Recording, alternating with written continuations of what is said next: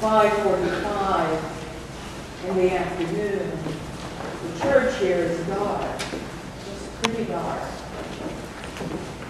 At about 5:45 on Wednesday afternoons, a group of 8 to 10 of your fellow parishioners join each other in the back. There may be a little bit of chattering that goes on, but as 6 o'clock comes, the person who is leading the centering prayer says, "Let us begin." And then for 20 minutes, it is silent. There may be a little twitching now and again, but it's pretty quiet. Those who are experts in the centering prayer tell us not to expect anything when we come and sit for our 20 minutes.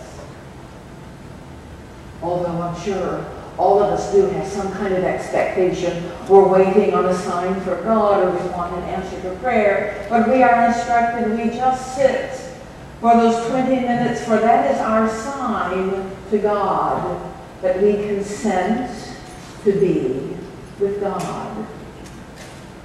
That is our consent to be with God for 20 minutes.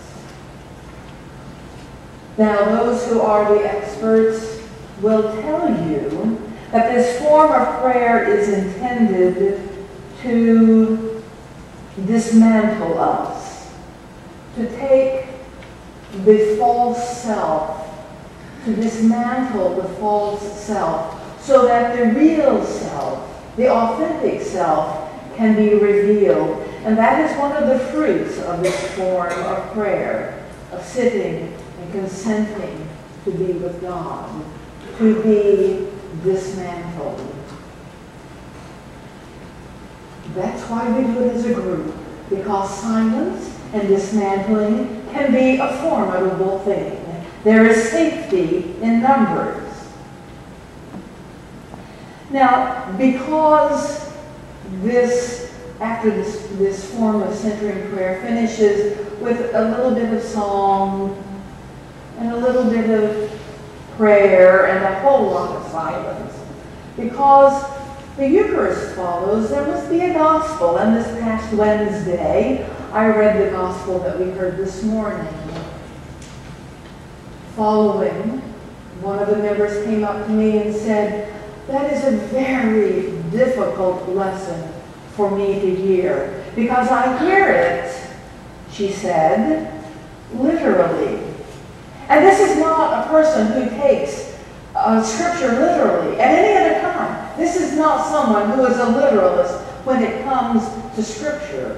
But it is very difficult for her to hear this reading. And I suspect for many of us, it is hard for us to hear this reading, because we hear in it woe. If we're reading it literally, it imparts some fear perhaps, or get ready, Jesus is coming, look busy sort of stuff, some fear. If we're not hearing it literally, perhaps we are experiencing, okay, this microphone's making me nuts. Okay, you gotta turn it off. Okay? If we don't hear it literally, then we hear it with the headlines sort of bubbling up through us. And we are seeing climate change and all the economic change, all of that resonates in us, and that's not comfortable either. When I spoke to the person, I said to her, someone I just read, one of the commentators I had just finished reading, talked about this lesson as a dismantling itself. That the work that takes place in the beginning of Genesis is being dismantled here in this portion of Luke, in this apocalyptic reading, this reading of the end times. That the creation of the plants and the day and the night, and all God says it's good, and this rhythmic creation then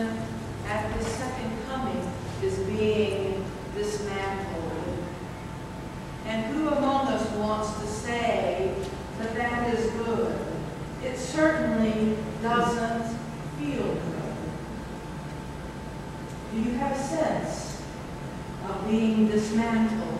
I think some of us have had that in spades recently, and it hasn't been comfortable at all. Why do we want to come to Advent and experience it at church? There are some things that we long to see dismantled, I think. When I was in the Holy Land, I saw the separation wall. The separation wall that keeps the Bethlehemites and the refugees in and makes it very difficult for them to get out. When many of us were growing up, there were tracks that went through the town that separated things. And some people lived on one side of the tracks, other people lived on the other side of the tracks. And some of us here long to see that dismantled. The word dismantled comes from about the 16th century, and you may hear within it the word mantle, what is like a coat. So to dismantle means to take off the coat. If you've lived in a cold climate, you know how it is. The cold gets there, you eat more than you should because you're trying to stay warm. You cover up with sweaters to hide what you eat. And then comes spring, you have to take off the sweaters for the bikini. That's dismantling at the deepest level. Well, maybe not the deepest level, but it's